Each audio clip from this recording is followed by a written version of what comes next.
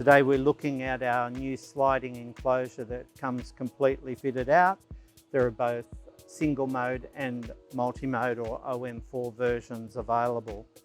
First thing you see when you open the kit is our standard 24 fibre sliding enclosure, starting with a 24 fibre splice cassette, 2 sets of 12 pigtails, a bag of bits used for the cable prep within the enclosure itself, got 2 sets of adapter plates. Single mode, you would receive 2 of those. For OM4, you would receive 2 of those. But for demonstration purposes only, because you wouldn't mix and match normally, they simply clip into the front like that.